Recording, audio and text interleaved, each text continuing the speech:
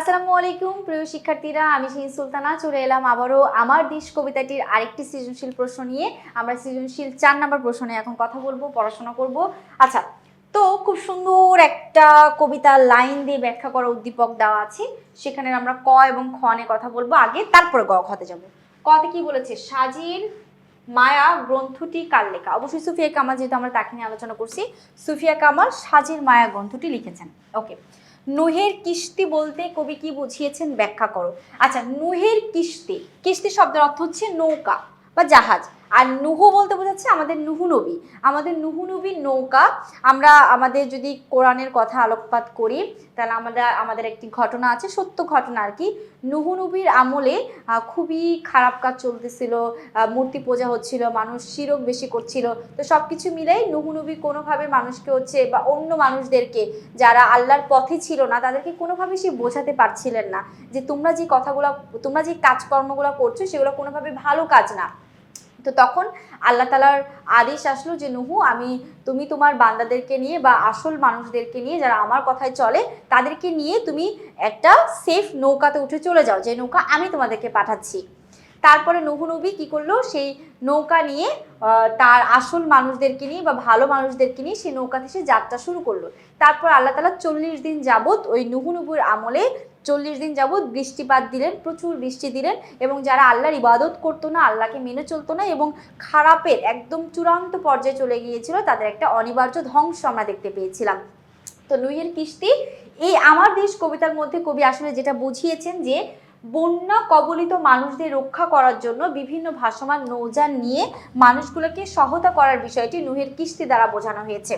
অর্থাৎ যারা ভালো মানুষ, যারা ভালো কাজ করে, তাদের জন্য নুহের কিস্তি আমাদের এই বাংলাতে আসে, অর্থাৎ নৌকাতে আসে, নৌকাতে নিয়ে এসে তারা মানুষদেরকে বাঁচায়। যেমন দেখা আমাদের এখানে বন্যা কবলিত, বন্যা যখন হয় তখন দেখা যায় যে গ্রামের, প্রত্যন্ত গ্রামের মানুষরা খুবই অসহায় হয়ে পড়ে। তো তাদেরকে বাঁচানোর জন্য অনেক মানুষ নৌকা নিয়ে যায়, খাবার নিয়ে যায়, তাদেরকে নিয়ে আসে। তো সেটাই বলেছি, বন্যা কবলিত মানুষদের রক্ষা করার জন্য বিভিন্ন ভাসমান নৌযান নিয়ে মানুষগুলোকে সহায়তা করার জন্য বিষয়টি নুহের কিস্তি দ্বারা সম্পূর্ণভাবে বোঝানো হয়েছে। এবার যদি আমরা খ নাম্বার নিয়ে বাকি আলোচনা করি, দেখো কিভাবে হবে। সেমিটিক পুরাণ অনুসারে পৃথিবীব্যাপী মহাপ্লাবনের সময়ে নবী নূহ আলাইহিস সালাম নির্মিত প্রকাণ্ড নৌকা মানব ও প্রাণী জগৎকে রক্ষা করেছিল। এদেশে বর্ষা মৌসুমী প্লাবনে ডুবে যায় হাজার হাজার গ্রাম, তাদের সাহায্য করার জন্য এগিয়ে আসে মানব দরদি মানুষ, পানি, খাদ্য, ওষুধপত্র নিয়ে সাহায্য করে, তারা যেন নূহ নবীর মতোই এগিয়ে আসে। তাই কবি সেসব ভাসমান সাহায্যকারী বিভিন্ন নৌকাকে নুহের কিস্তি হিসেবে বুঝিয়েছেন। আশা করছি আমরা এটা বুঝতে পেরেছি। এবার আমরা যাব হচ্ছে গ আর ঘ নাম্বারে। গ আর ঘতে কি আছে দেখো। উদ্দীপকের সাথে আমার দেশ কবিতার সাদৃশ্য ব্যাখ্যা করতে বলেছে, আর ঘতে বলেছে উদ্দীপকে আমার দেশ কবিতার মূল ভাব স্পষ্টভাবে ফুটে উঠেছে, বিশ্লেষণ করো। গতে চাইছে সাদৃশ্য কি, আর ঘতে চাইছে মূল ভাবটা পুরোপুরি ভাবে স্পষ্ট আছে কিনা সেটা জানতে চাইছে। এবার আমরা হচ্ছে গ ঘ মিলাবো, দেখো।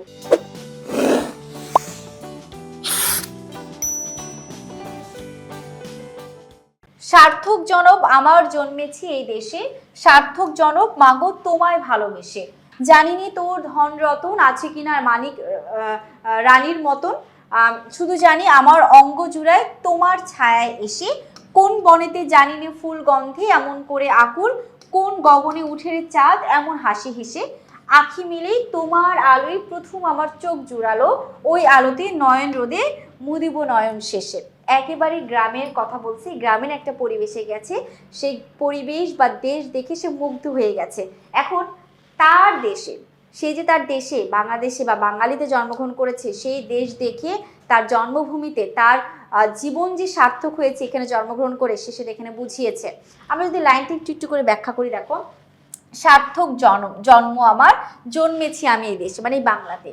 সার্থক জন্ম মাগো তোমায় ভালোবেসে, এই দেশকে এবং মাতৃভূমিকে ভালোবেসে সে সার্থক হয়েছে।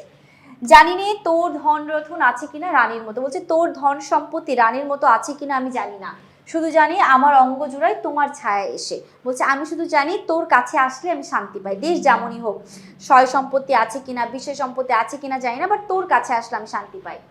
কোন বনেতে জানি না ফুল গন্ধে এমন করে আকুল, বলছে কিসের গন্ধে আমাকে এমন বিচলিত করে ফেলে তাও আমি জানি না, কোন গগনে মানে কোন আকাশে উঠে রে চাঁদ এমন হাসি হেসে, বলছে কোন বাগানে চাঁদ এমন সুন্দর হাসি মাখা মুখ নিয়ে আসে, চোখ মেলে তোমার আলো প্রথম আমার চোখ জুড়ালো। বলছে যখন আমি সূর্য দেখি, ওই সূর্য দেখি আমার চোখ আলোকিত হয়ে যায়, আমি খুশিতে মন ভরে ওঠে আমার, ওই আলোতেই নয়ন রেখে মুদিব নয়ন শেষে। বলছে ওই নয়নে, ওই আলোতেই আমি আমার চোখ রেখে নয়ন রেখে সারাক্ষণ থাকবো। এক কথায় কবিতাটা হচ্ছে দেশপ্রেম নিয়ে, যে দেশে সে জন্মগ্রহণ করেছে সেই দেশের সার্থক প্রতিনিধি এখানে ফুটে উঠেছে। এবার আসি হচ্ছে আমরা গ নাম্বারে। গ নাম্বার কি আছে দেখো, নুহের কিস্তি বলতে কবি কি, এটা বললাম উদ্দীপকের সঙ্গে কোন দিকে সাদৃশ্য আছে সেটা একটু মিলায়। গ নাম্বারে যে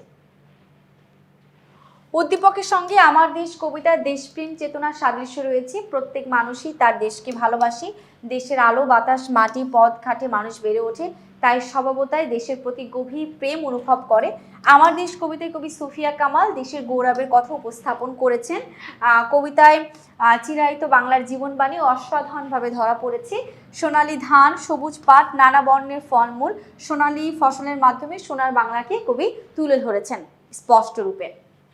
এরপরে দেখো, উদ্দীপকে দেশের প্রতি ভালোবাসা, কৃতজ্ঞতা, শ্রদ্ধা ও দেশপ্রেম গভীরভাবে ফুটে উঠেছে। কবি এদেশের বুকে বেড়ে ওঠে, এদেশকে ভালোবেসে নিজের জীবনকে সার্থক মনে করেছে। এদেশের আলো বাতাস প্রকৃতি প্রভৃতি কবির অঙ্গ জুড়িয়ে দিয়েছে। আমার দেশ কবিতায়ও দেশের গৌরবের কথা ও দেশপ্রেম প্রকাশিত হয়েছে। দেশের প্রতি ভালোবাসা, দেশের গৌরব মানুষকে মানুষ হিসেবে দৃঢ়ভাবে চলতে সাহায্য করে। দেশপ্রেম এক মহৎ গুণ, তাই বলা যায় উদ্দীপক ও আমার দেশ কবিতায় দেশপ্রেম চেতনার সাদৃশ্য রয়েছে একেবারে স্পষ্ট করে। তো আমরা এটা আলোচনা করলাম দেশপ্রেম নিয়ে, উদ্দীপক দেখলেই বোঝা যায়, তো আর বিস্তারিত পড়ার তো কোনো কারণ নাই। এবার আমরা ঘ নাম্বারটা পড়ব। উদ্দীপকের ঘটনাটা আমাদের কবিতায় মূল ভাবকে কি ধারণ করে। দেখো, উদ্দীপকে আমার দেশ কবিতা মূল ভাব স্পষ্টভাবে ফুটে উঠেছে, মন্তব্যটি যথার্থ। আমার দেশ কবিতা কবি সুফিয়া কামাল চিরায়ত বাংলার জীবনবাণী অসাধারণভাবে তুলে ধরেছেন। কবির মতে বাঙালির সোনার বাংলা মধুর ভাষা অত্যন্ত চমৎকার রূপে তিনি আলোকপাত করেছেন। সোনার বাংলা অসম্ভবকে সম্ভব করে, মাটি থেকে জন্ম দেয় সোনালী ফসল, নানা বর্ণের ফলমূল, সবুজ পাট, সোনালী ধান, সোনার বাংলাকে তুলে ধরেন। মানুষে মানুষের সম্প্রীতি মিলন, পাশাপাশি শান্তিতে বসবাস প্রভৃতি কবির মূল ভাবকে তুলে ধরেছে। উদ্দীপকের কবিতার মাধ্যমে কবি গভীর দেশপ্রেম প্রকাশ পেয়েছে। কবি নিজের জীবনকে ধন্য মনে করেছেন। এদেশের আলো বাতাস ছায়া পেয়ে কবি নিজের দেশের ধন সম্পদ নিয়ে চিন্তিত নন। তিনি জানেন না রানীর মতো তার সম্পদ আছে কিনা, কিন্তু তার এই দেশের ছায়া এসে সে অঙ্গ জুড়ায়, তার ভালো লাগে, শান্তি পায়। দেখা যায় যে আসলে কিচ্ছু লাগে না জীবনে, টাকা পয়সা কোনো কিছু দরকার নেই, আমার এমন একটা জায়গা লাগবে যেখানে গেলে আমি শান্তিতে থাকতে পারবো।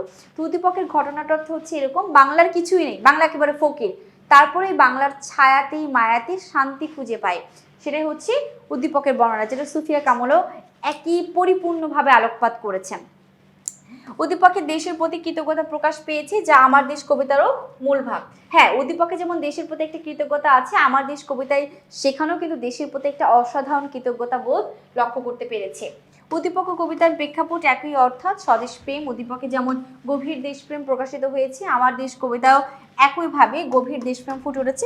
উদ্দীপক কবিতায় দেশ ও প্রকৃতির সঙ্গে মানুষের সম্পর্ক বর্ণিত হয়েছে, তাই বলা যায় উদ্দীপক আমার দেশ কবিতায় একই মূল স্পষ্টভাবে ফুটে উঠেছে। শেষ করবো এখনই আমরা 4 নাম্বার সৃজনশীলটা, পরবর্তী ক্লাস নিয়ে খুব দ্রুতই আসবো। সে পর্যন্ত সকলে ভালো থেকো, সুস্থ থেকো, আল্লাহ হাফিজ, আসসালামু আলাইকুম।